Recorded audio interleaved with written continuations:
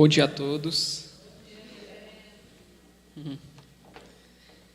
Hoje nós vamos começar uma nova série.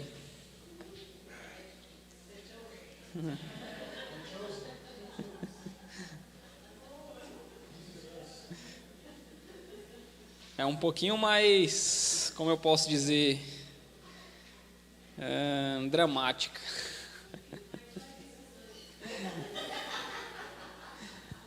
Um pouquinho mais chocante. Juízes.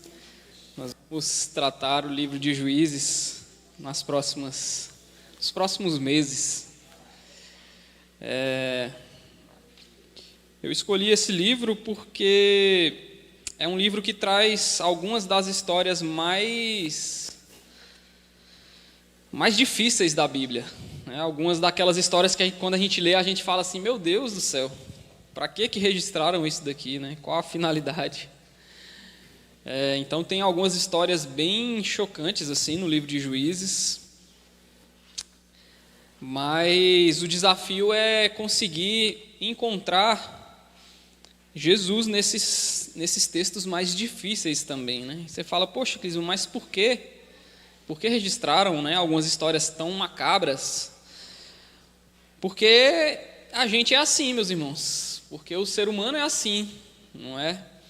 Juízes nos mostra como se fosse um espelho e vai nos mostrar aonde nós podemos chegar se o Senhor não estiver colocando um freio na gente, se o Espírito não estiver nos convencendo e nos regenerando o tempo inteiro, aonde o pecado humano pode chegar, aonde o nosso pecado pode chegar. Mas hoje é basicamente uma introdução, Juízes capítulo 1, nós vamos ler o capítulo 1 todo, capítulo 2 até o verso 5. Como é um texto longo, eu vou lendo à medida que eu for explicando. Bom, o livro de Juízes, ele vai retratar um período que começa aproximadamente 75 anos depois da saída do Egito. Então, o Senhor levanta Moisés para livrar aquele povo do Egito, né? Aqueles milhares, alguns dizem que chegava a milhões de pessoas. Aquele povo vai peregrinar no deserto durante 40 anos. Depois dessa peregrinação no deserto, a gente vai ver a morte de Moisés, e o Senhor levanta um sucessor, que é Josué, para conduzir o povo à conquista da terra prometida. Então, tem ali o ministério de Josué e a conquista dessa terra, começando ali por Jericó, não é? E depois da morte de Josué, começa então o livro de Juízes. Por que Juízes? Na verdade, o nome original do livro, né, o nome hebraico do livro, essa palavra que pode significar juízes, uma tradução melhor, mais apropriada seria libertadores. A mesma, não é o campeonato da Libertadores da América, não. São os juízes. Os juízes, na verdade, são libertadores. São pessoas...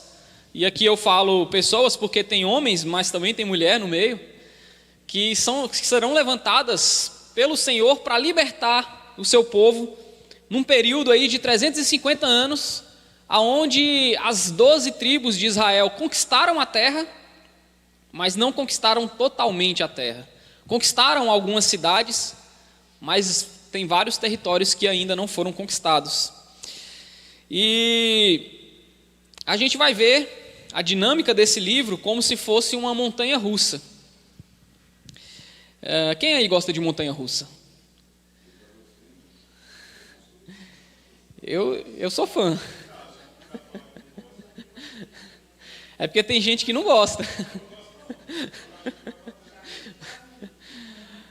Uma vez eu e a Bruna viajamos com um casal de amigos e a gente foi em umas montanhas-russas assim, bem legais. E tem um desses nossos amigos, o Pablo, que até já pregou aqui algumas vezes, que ele é assim, ele tem pavor de montanha-russa. E a gente ficou a viagem inteira insistindo: Pablo, vamos com a gente numa montanha-russa. E aí ele topou de ir em uma. E aquele que ele topou de ir, ele não sabia, era a pior. Pra você ter ideia, era uma montanha-russa que não tinha aquela proteção aqui, ó, que te trava. Ela só tinha uma proteção que fechava nas pernas, então você ficava livre aqui na parte superior.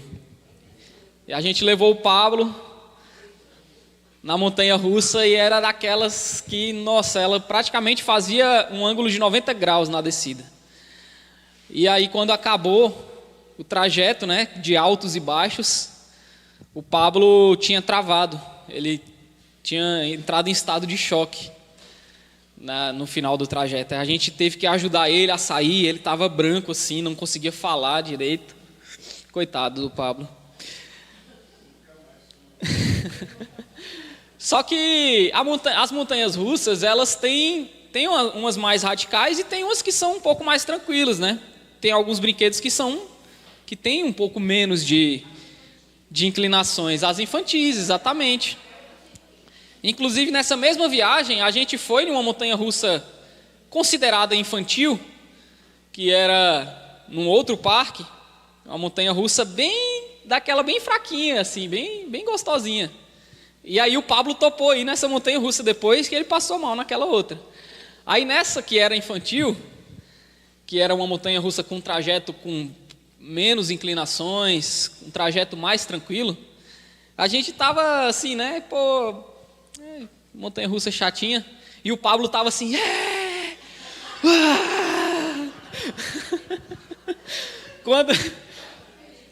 quando passava um pouquinho, e gritando assim, para, e a montanha-russa era bem fraquinha. E por que eu estou dizendo isso? Porque o livro de Juízes é como se fosse uma montanha-russa das radicais. É um livro de altos e baixos assim, que parece que tem hora que o povo chega no fundo do poço e tem hora que parece que eles estão um pouco mais legais com o Senhor. E o livro ele vai girar em torno dessa conquista dos territórios que não haviam sido ainda conquistados, né? Josué conquista a terra com o povo, com as 12 tribos. Ele reparte essa terra, joga sortes, e essa terra, esses territórios são repartidos entre as 12 tribos. Mas aí Josué morre, os anciões morrem, e aí o povo fica sem uma liderança centralizada. E aí essas tribos elas começam a conquistar a terra, começam a conquistar alguns territórios. Só que a gente vai ver que eles falham nessa tarefa. E não era apenas uma tarefa, porque foi uma aliança que foi feita. Quando Deus tirou o povo do Egito, Ele fez uma aliança com esse povo, né? O Senhor tira eles do Egito por misericórdia. O Senhor entrega a terra prometida nas mãos deles por graça. Só que o Senhor também exige que eles cumpram determinadas leis, que eles cumpram a parte deles na aliança. E antes de ler o texto do capítulo 1 de Juízes, eu queria ler esse texto que está em Deuteronômio, capítulo 7, que vai dar o pano de fundo para o que acontece em Juízes. Ali com Moisés ainda, o Senhor faz uma aliança com o povo. Deuteronômio capítulo 7, verso 1, diz assim: quando o Senhor seu Deus os levar para a terra que vocês vão possuir, e tiver expulsado muitas nações de diante de vocês, os heteus, os girgazeus, os amorreus, os cananeus, os ferezeus, os heveus e os jebuseus, 7 nações mais numerosas e mais poderosas do que vocês. E quando o Senhor seu Deus as tiver entregue nas mãos de vocês, para que as ataquem, vocês devem destruí-las totalmente. Não façam aliança com essas nações, nem tenham piedade delas. Não casem com as pessoas dessas nações, não deem as suas filhas aos filhos dessa gente, nem tomem as filhas deles para os filhos de vocês, pois elas levariam os filhos de vocês a se desviar de mim, para que servissem outros deuses. Assim, a ira do Senhor se acenderia contra vocês, e depressa ele os destruiria. Então essa foi a aliança. Olha, eu tirei vocês, eu salvei vocês de uma escravidão do Egito, entreguei para vocês uma terra boa, que mana leite e mel, mas eu peço algo para vocês também. Quando vocês estiverem naquela terra, eu vou entregar nas mãos de vocês os seus inimigos, que estão possuindo a terra. E aqui, meus irmãos, a gente vai ver que nesse tempo específico, e somente nesse tempo, nesse período de conquista da terra, o Senhor estava usando o povo de Israel também como a mão de Deus, como uma espécie de julgamento contra essas nações. A gente vai ver no Antigo Testamento aqui, que essas nações elas provocaram a ira de Deus por séculos. O Senhor teve paciência com essas nações, mas eram nações que tinham práticas, que tinham transgressões, que causaram e encheram o cálice da ira de Deus, é o que o texto vai dizer. E aí o Senhor vai usar Israel como uma espécie de juízo sobre essas nações ímpias, né? Então aqui o que acontece é uma guerra santa, que só aconteceu naquela época. Não tem uma guerra santa hoje, né?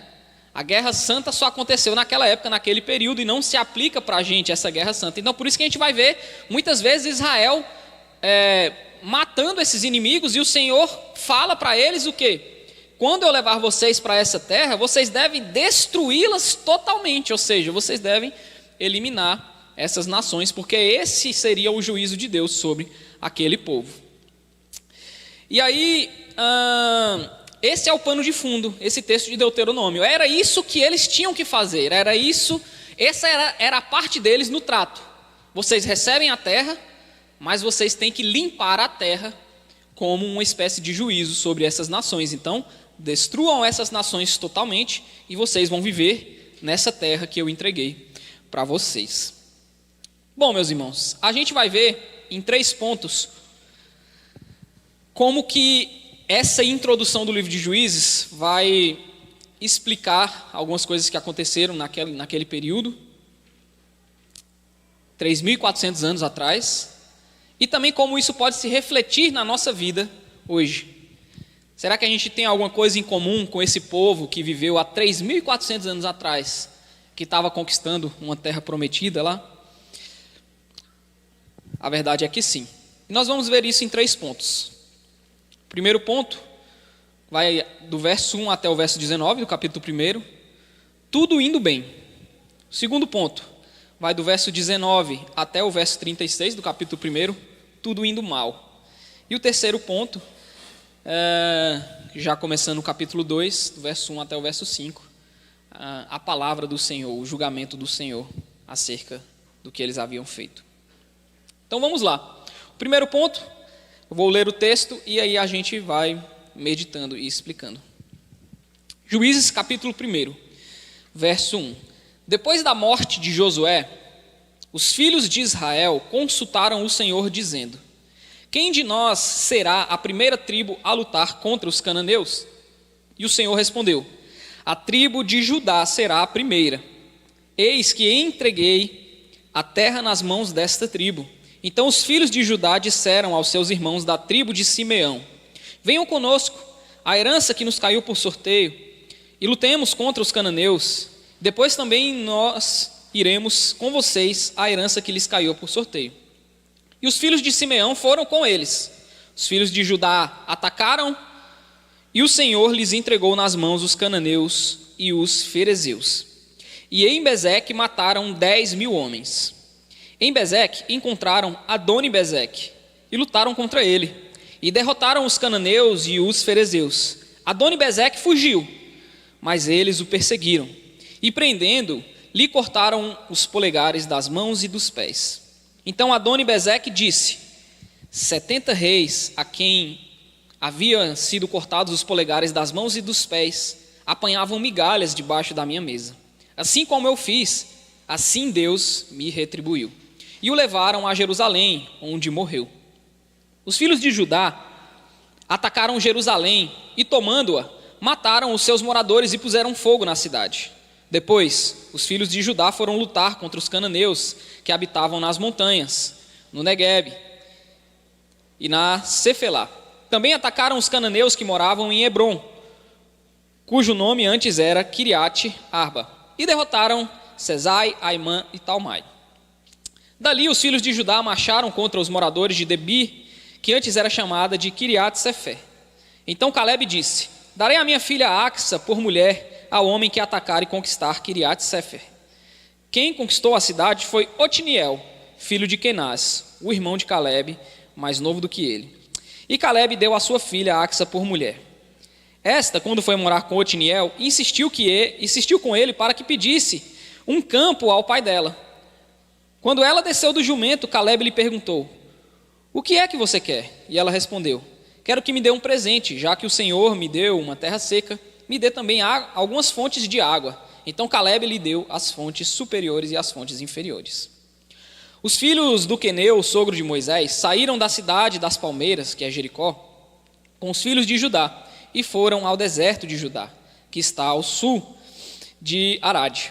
Foram e habitaram com este povo.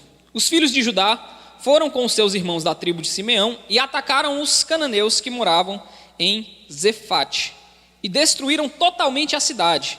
Por isso, foi chamada de Orma. Também conquistaram Gaza, Asquelon e Ecrom com os seus respectivos territórios. O Senhor esteve com os filhos de Judá, e estes ocuparam a região das montanhas. Porém, não expulsaram os moradores do vale, porque eles tinham carros de ferro. Então aqui o primeiro ponto. Bom, essa conquista começa indo tudo bem, não é? A primeira coisa que eles fazem depois da morte de Josué e da morte dos anciãos é consultar o Senhor e falar: Senhor, quem é que vai começar a conquista desses territórios que ainda não foram conquistados? E o Senhor fala: bom, vai começar com Judá. A gente vê aqui algo que vai mostrar a proeminência de Judá, a liderança de Judá diante das outras tribos de Israel. Isso aqui vai prefigurar algo que vai culminar com Davi como rei e depois Cristo vindo da tribo de Judá.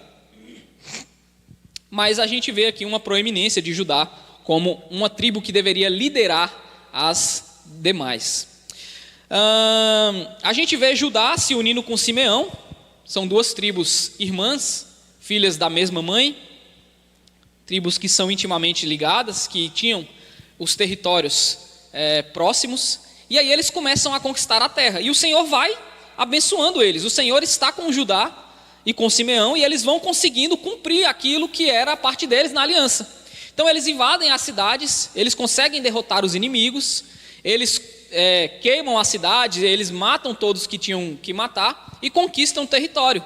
Está indo tudo bem, está indo tudo certo, está dando tudo bem. Eles encontram um rei aqui chamado Adoni Bezeque, que significa senhor de Bezeque.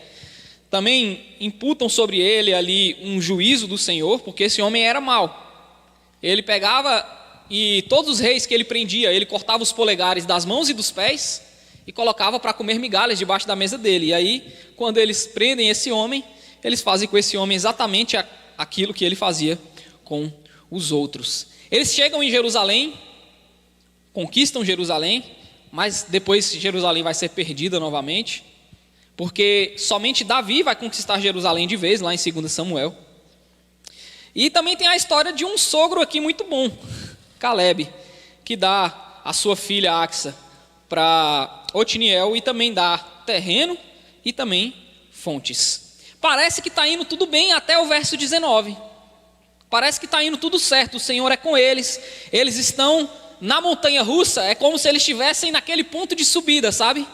Está indo bem, estão conquistando, o Senhor é com a gente, o Senhor está nos ajudando, o Senhor está entregando inimigos mais fortes nas nossas mãos e nós estamos vencendo. Está tudo bem com Deus, está indo tudo certo. E nesse indo tudo certo, o Senhor vai abençoando, o Senhor abençoa um casal recém-casado, o Senhor abençoa a tribo de Judá, o Senhor abençoa a tribo de Simeão. Só que o verso 19 tem um gostinho agridoce. O Senhor esteve com os filhos de Judá, e estes ocuparam a região das montanhas. Porém não expulsaram os moradores do vale, porque estes tinham carros de ferro. E como Moisés, estes tinham carro de ferro. Percebe? Do capítulo 1, verso 1 até o verso 18, está indo tudo bem. eles vão conquistando, eles vão derrotando os seus inimigos, eles vão cumprindo a sua parte no trato com o Senhor é com eles, o texto vai mostrar que o Senhor estava com eles, não é? No verso 18, também conquistaram Gaza, Asquelon, Ecrom, com seus respectivos territórios. Verso 19, o Senhor esteve com os filhos de Judá. Isso aqui está mostrando o que, meus irmãos? Quando está indo tudo bem, quando a gente está no ponto alto ali da montanha russa, é porque o Senhor está conosco. Todas as conquistas, tudo aquilo que eles estão fazendo de bom, até mesmo cumprir a sua parte no trato, é mérito não de Judá, não de Simeão, é mérito do Senhor que está com eles. O Senhor está com eles e por isso eles estão conseguindo ir na parte de cima da montanha russa. Mas até mesmo Judá, quando a gente pensa que, poxa, que tribo boa, né? Essa tribo está obedecendo o Senhor, essa tribo está conquistando aquilo que o Senhor mandou, essa tribo está obedecendo os mandamentos do Senhor, que tribo top. Rapaz, Judá é bom mesmo, viu? Judá é uma tribo mesmo que essa aí está 100%, mas não está 100%, porque no verso 19 vai dizer que mesmo conquistando tudo isso e o Senhor estando com eles, porém, não expulsaram os moradores do vale, porque estes tinham carros de ferro. E aqui eu te pergunto, meus irmãos, quando o Senhor manda esse povo para essa terra, ele fala que eles deveriam destruir os inimigos e que o Senhor entregaria esses inimigos nas mãos deles. Isso independe da capacidade militar. Na verdade, esses inimigos eram mais fortes e mais numerosos. Então, quando a gente para olhar esse verso 19, aonde diz que Judá está indo bem, mas no final eles não expulsaram os inimigos porque estes tinham carros de ferro, você acha que eles não expulsaram os inimigos porque esses inimigos eram mais fortes? E aí eles não conseguiram expulsar porque eles não tinham força para isso? Ou será que eles não expulsaram esses inimigos porque de fato eles falharam em cumprir aquilo que o Senhor havia prometido e havia ordenado que eles fizessem? É a segunda opção. A gente está indo bem, mas chega uma hora que a gente começa a ir mal. E aí, eu vou para o segundo ponto, que aí começa a parte da descida da montanha russa. Eles estavam indo bem, quando chega no topo, eles começam a descer. Começa com Judá, a derrocada. Judá começa, mesmo começando bem, quando chega no verso 19, eles não conseguem cumprir a vontade do Senhor, cumprir a ordem do Senhor, e aí eles não expulsam os moradores do vale, e não era por falta de capacidade, não era porque esses moradores do vale tinham carros de ferro, eles até tinham carros de ferro, mas o Senhor já tinha derrotado inimigos muito mais poderosos, o Senhor estava com eles, então se eles quisessem, de fato eles poderiam ter expulsado os moradores do vale, mas eles não expulsaram esses moradores do vale. E aí a partir do verso 20 a gente vai ver a derrocada das outras tribos. É o meu segundo ponto. Tudo indo mal. Começa com Judá, porém não expulsaram os moradores do vale. E aí no verso 20 vai começar a relatar o que as outras tribos estavam fazendo. E como Moisés havia prometido, deram Hebrom a Calebe, e este expulsou dali os 3 filhos de Anak. Olha só quantas vezes isso aqui vai se repetir, ó. Porém, os filhos de Benjamim não expulsaram os jebuseus que moravam em Jerusalém. Assim os jebuseus vivem com os filhos de Benjamim em Jerusalém até o dia de hoje. A casa de José atacou Betel, e o Senhor estava com eles. A casa de José enviou homens a espiar Betel, que antes se chamava Luz. Os espias viram um homem que saía da cidade e lhe disseram: mostre-nos a entrada da cidade e teremos misericórdia de você. O homem mostrou a entrada da cidade e eles mataram os moradores ao fio da espada, mas deixaram ir aquele homem e toda a sua família. Então ele foi para a terra dos heteus, edificou uma cidade e lhe deu o nome de Luz, e este é o seu nome até o dia de hoje. Então José conseguiu conquistar, mas poupou um homem que construiu uma outra cidade.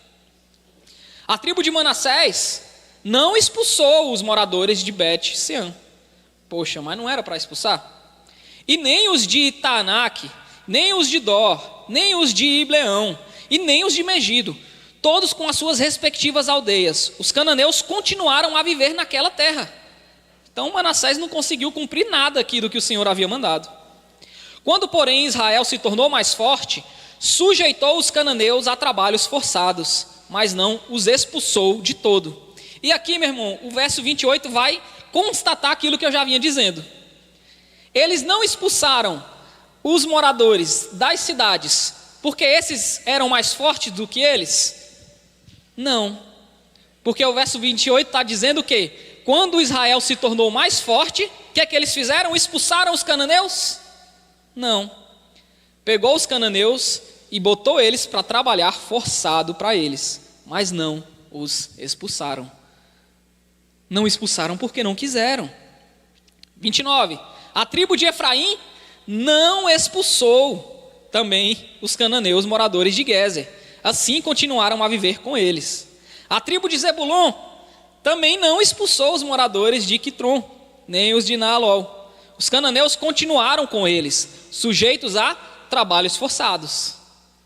A tribo de Aser também não expulsou os moradores de Aco, nem os de Sidom, os de Alade, os de Aczeb, os de Elba, os de Afeca e os de Reob.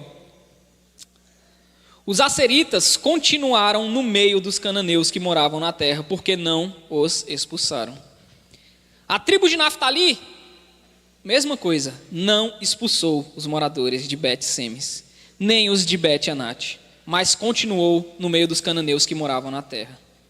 No entanto, os moradores de Bet-Semes e Bet-Anate ficaram sujeitos a trabalhos forçados. Ou seja, eles tinham força para obrigar o povo a trabalhar forçado para eles, como escravos, mas, então, isso significa que eles tinham força para expulsar essas pessoas, mas eles preferiram não fazê-los. Os amorreus levaram os filhos de Dan a se retirar para as montanhas e não os deixavam descer do vale. Os amorreus conseguiram permanecer nas montanhas de Eres, em Aijalon e em Saalabim. No entanto, a mão da casa de José prevaleceu, e os amorreus foram sujeitos a trabalhos forçados. O território dos amorreus ia desde a subida de Acrabim e desde Sela para cima. Do verso 20 até o verso 36, nada vai bem. É a descida da montanha russa. Se Judá e Simeão conseguiram conquistar e expulsar, parece que eles estavam indo bem, estavam obedecendo à voz do Senhor. Todas as outras tribos aqui restantes tinham forças para obedecer à voz do Senhor, porque se eles têm força para o povo trabalhar forçado para eles, eles têm força para expulsar esse povo. Mas eles preferiram não fazê-los. E lembra que eu falei que no primeiro ponto, tudo que Judá e Simeão faziam era porque o Senhor estava com eles? Aqui, quando as tribos não expulsam, o Senhor está com eles também. O Senhor não os abandonou. Eles não expulsaram, não foi por falta da mão do Senhor estar com eles. Pelo contrário, a mão do Senhor estava com eles também. E por que eles não conseguiram conquistar, ou pelo menos não expulsaram os inimigos como o Senhor havia mandado? Por qual motivo? Porque eles decidiram seguir a sua própria decisão. Eles decidiram seguir as suas próprias cobiças. Começa com medo, no verso 19. Judá tinha vencido todos os inimigos, mas quando eles chegam no vale e veem que os inimigos têm carros com rodas de ferro, não, esse inimigo é forte demais para mim, então eu não vou obedecer aquilo que o Senhor mandou eu fazer. Começa com medo. Depois, parte para uma independência do Senhor. Olha, eu até sei que o Senhor mandou eu expulsar os inimigos da terra, mas eu estou vendo que vai ser mais vantajoso para mim se eles trabalharem forçado. Já pensou? Um monte de escravos trabalhando aqui, eu não preciso pagar nada para eles. Eu prefiro seguir a minha própria decisão. Cobiça, não é? Querer ganhar em cima, mesmo que isso desagrade o Senhor. Essas tribos, meus irmãos, elas deixaram de obedecer o Senhor, não foi porque o Senhor as abandonou. Pelo contrário, o Senhor estava com elas. Elas deixaram de obedecer o Senhor por causa do seu coração obstinado. Porque preferiram fazer a sua própria vontade. Porque preferiram seguir a cobiça do seu coração, a independência do seu coração com relação ao Senhor. Preferiram fazer aquilo que agradava a eles, mais do que aquilo que agradava ao Senhor. E lembra do texto de Deuteronômio que eu expliquei, que eu li antes? Quando o Senhor fala, olha, quando vocês chegarem na terra, expulsem todo mundo. Porque se vocês não fizerem isso, eles vão levar vocês e os filhos de vocês a se desviarem de mim, a adorarem outros deuses, a servirem os deuses deles, e assim a ira do Senhor se acenderia contra vocês. É exatamente isso que vai acontecer no decorrer do livro de Juízes. Nessa introdução aqui, o autor do livro, que provavelmente seja Samuel, está mostrando as raízes do que acontece nos próximos 350 anos da história dos juízes. Tudo começa com eles querendo fazer a sua vontade, ao invés de fazer a vontade do Senhor. E o Senhor fala, expulsem esse povo, porque isso vai fazer mal para vocês no futuro. Expulsem o povo, porque senão vocês vão acabar adorando os deuses desse povo. Expulsem o povo, porque senão vocês vão acabar fazendo altares para os deuses desse povo. Expulsem esse povo, porque senão vocês vão se desviar de mim. E aqui eu faço um paralelo com a gente, meus irmãos. A nossa vida parece que tem hora que está lá em cima também. Tem hora que parece que a gente está acertando tudo. Estou conseguindo seguir a Jesus agora de uma maneira que eu até estou me orgulhando da minha própria justiça. Mas chega uma hora, assim como Judá, que parece que a coisa começa a desandar. E a gente começa a descer a ladeira. E o Senhor, Ele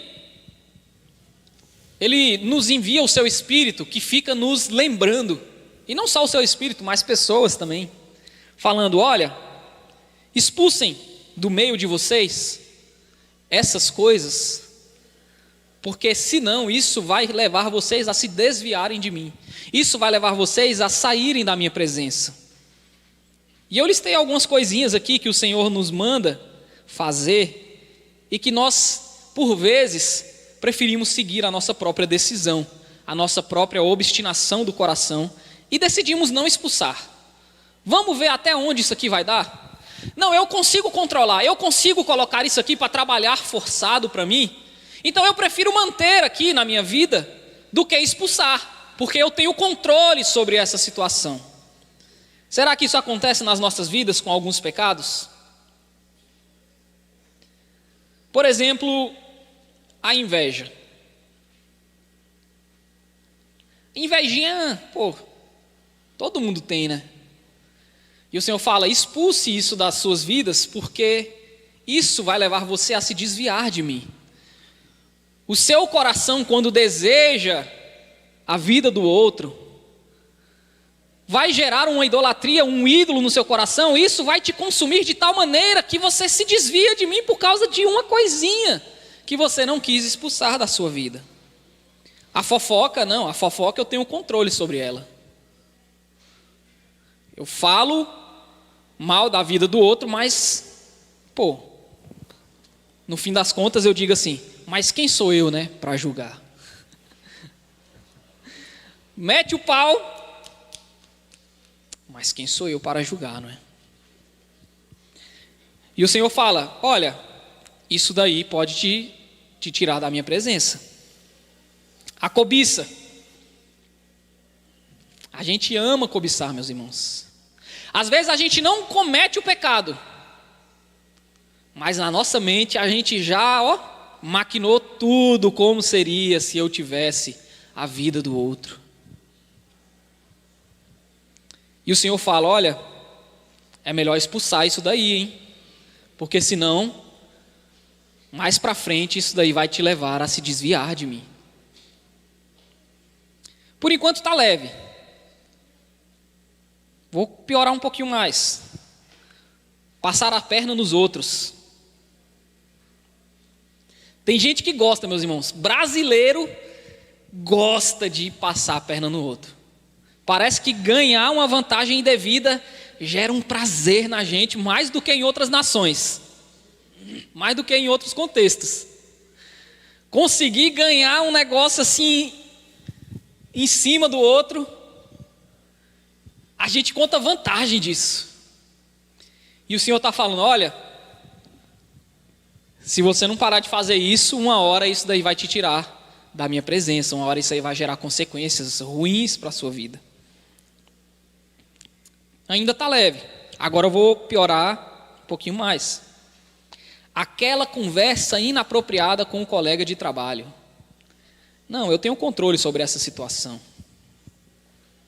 Eu vou conversar aqui com esse colega coisas inapropriadas, escondido do meu esposo, mas só para ver até onde vai. Eu não vou trair não, mas eu vou dar corda. E o Senhor fala, olha, você sabe que isso é errado, hein?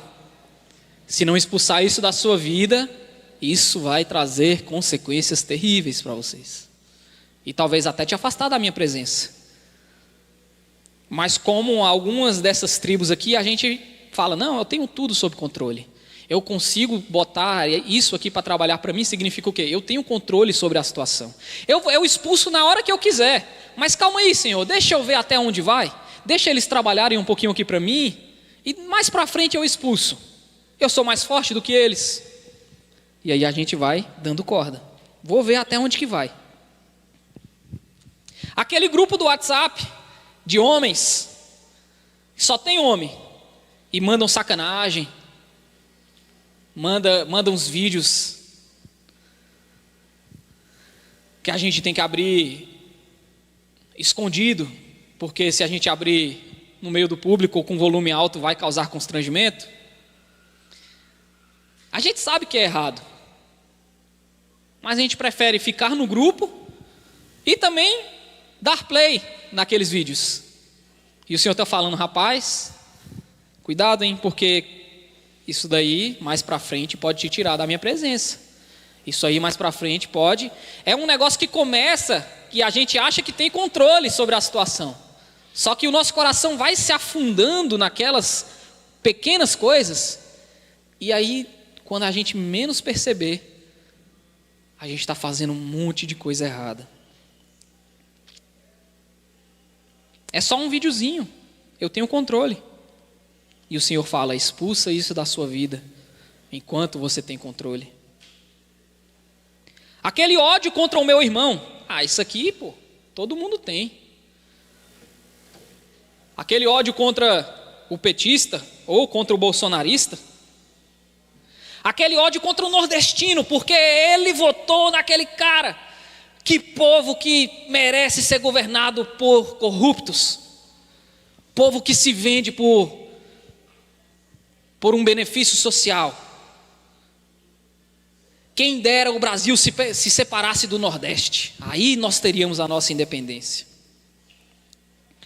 E o Senhor fala, se você ama a Deus, mas odeia o seu irmão, você não conheceu a Deus.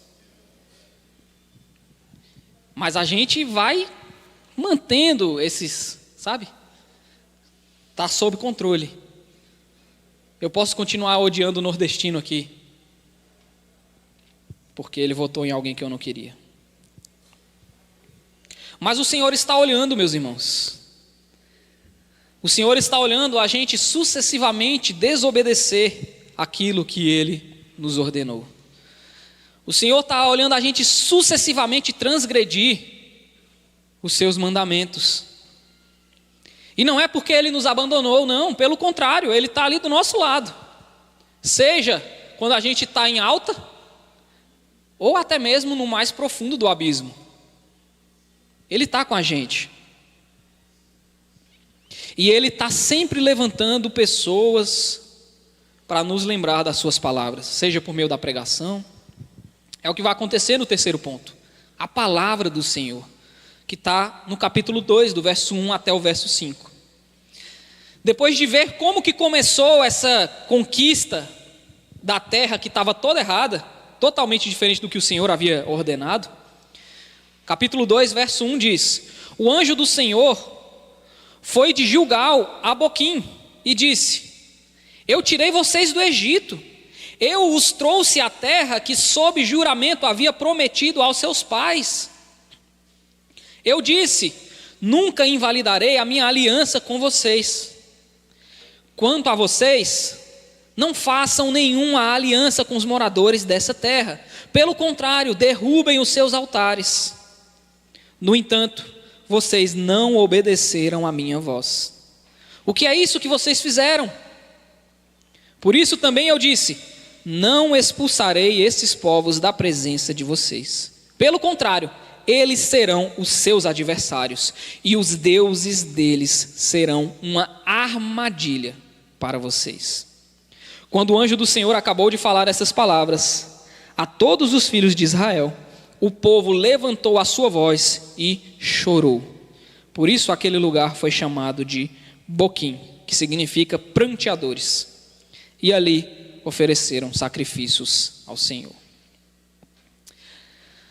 O Senhor levanta pessoas, meus irmãos, para nos lembrar das suas palavras. Aqui ele está usando um anjo porque ainda não tinha profetas na época. Nessa época de Israel ainda não tinham profetas. O povo não tinha nem líder, porque Josué havia morrido. Moisés morreu, Josué morreu. E agora? A nação está sem um líder, existe uma crise de liderança. E o texto a gente vai ver, no decorrer do livro, uma frasezinha se repetir. Cada um fazia, nessa época não havia rei em Israel, e cada um fazia aquilo que bem entendia. Tem uma crise de liderança. Mas o Senhor levanta um anjo, ele sai de Gilgal, que era o lugar onde estava a Arca da Aliança, então era o lugar da presença de Deus. Ele vai nesse lugar aqui, que agora vai ser chamado de Boquim, que é um lugar onde o povo chora, o lugar dos pranteadores, para relembrar a palavra do Senhor para aquele povo, dizer: olha, vocês estão fazendo tudo errado. E as consequências, meus irmãos, são terríveis para esse povo, porque o Senhor fala, não tem uma consequência talvez pior do que essa, que é, o Senhor diz para eles: olha, eu não vou expulsar o povo. E uma frase muito forte: os deuses deles serão uma armadilha para vocês. Sabe o que isso significa? Como se o Senhor estivesse dizendo: olha, você não quis expulsar aquele pecado que eu falei para você expulsar. Isso daí é uma armadilha para você, e você vai se enforcar nessa armadilha. Uma notícia terrível, não é? Uma notícia terrível para esses homens. Não obedeceu o mandamento do Senhor, caiu sucessivamente e vai se enforcar na sua própria armadilha.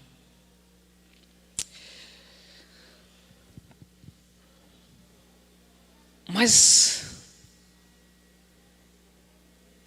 graças a Deus, que embora Judá não tenha conseguido completar 100% a sua missão, eles foram bem, mas no verso 19 eles não expulsaram. Judá quase conseguiu, mas não conseguiu no fim das contas. Só que tem um descendente da tribo de Judá, que esse sim conseguiu cumprir a missão 100%. Judá não conseguiu, nenhuma das outras tribos conseguiu, nem mesmo Davi foi capaz. Mas Jesus, o leão de Judá, ele cumpriu à risca aquilo que o Senhor havia mandado. A boa notícia é que alguém conseguiu.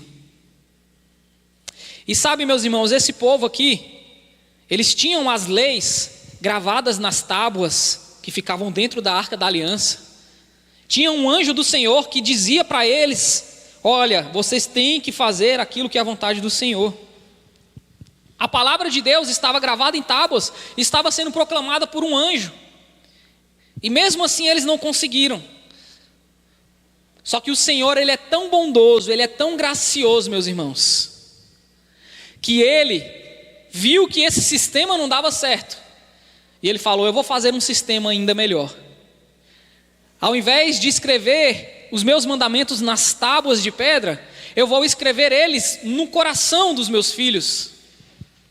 Ao invés de mandar um anjo dizer para eles a minha palavra, eu vou enviar o meu próprio Filho, Jesus Cristo, que é a palavra encarnada, para mostrar para eles como é possível viver segundo a minha vontade.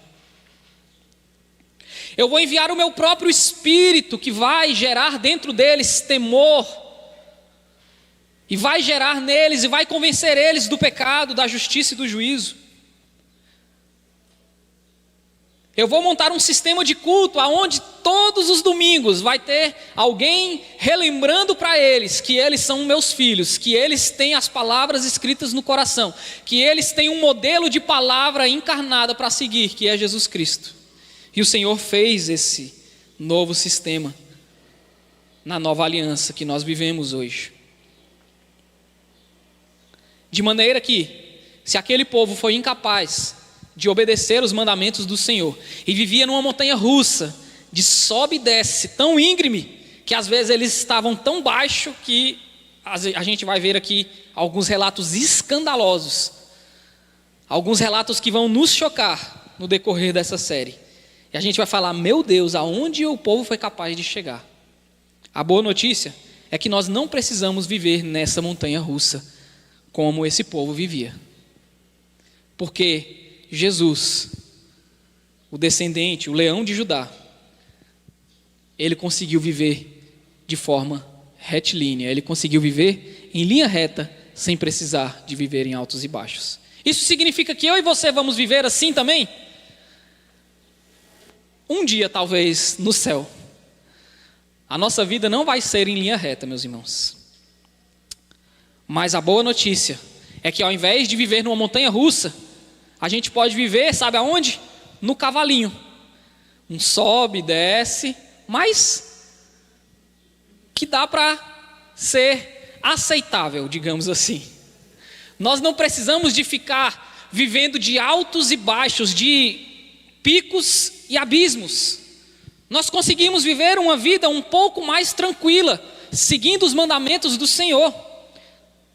Porque o próprio Jesus viabiliza isso para a gente, por meio do seu Espírito que habita na gente, por meio dos seus mandamentos gravados no nosso coração. João capítulo 14, verso 23, Jesus respondeu: se alguém me ama, guardará a minha palavra. Então é possível. E eu e o meu Pai o amará, e viveremos para Ele, e faremos nele morada. Quem não me ama, não guarda as minhas palavras. E a palavra que vocês estão ouvindo não é minha, mas do meu Pai que me enviou. Tenho dito isso enquanto ainda estou com vocês. Mas o Consolador, o Espírito Santo, que o Pai enviará em meu nome, esse ensinará a vocês todas as coisas, e fará com que se lembrem de tudo o que eu lhes disse. Jesus viabilizou para a gente viver em uma vida um pouco mais tranquila, de obediência ao Senhor, de maneira que nós não precisamos viver nessa montanha russa. A gente escolhe viver na montanha russa porque às vezes nosso coração é obstinado, como o do povo de Israel, que preferia fazer as suas próprias vontades. Mas Jesus, enviando o seu Espírito, nos dá a condição de vivermos uma vida um pouco mais parecida com a dele, em obediência ao Pai. Jesus foi o único que conseguiu manter um caminho linear de obediência, e ele nos convida a um caminho semelhante, de obediência também.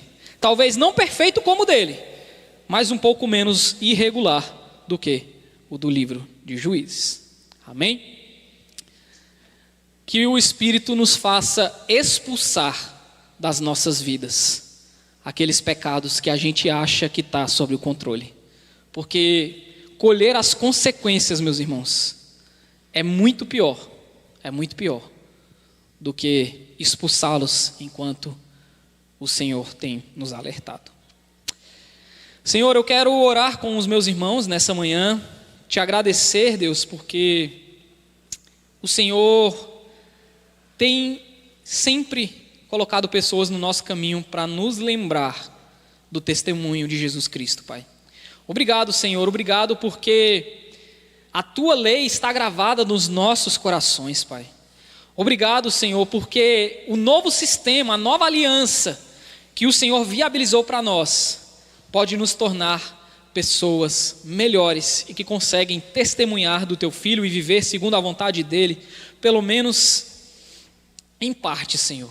Que em nome de Jesus, nós, por meio do Teu Espírito Santo, expulsemos das nossas vidas esses pecados que têm, por muitas vezes, nos afastado de Ti e talvez até nos desviado da Tua presença e da Tua vontade. Que no nome de Jesus, o Senhor possa nos lembrar hoje que nós devemos expulsá-los e seguir o modelo de Jesus como filho obediente ao Senhor, para que possamos viver uma boa vida nesse mundo, tanto a gente quanto as pessoas ao nosso redor. Em nome de Jesus nós oramos. Amém.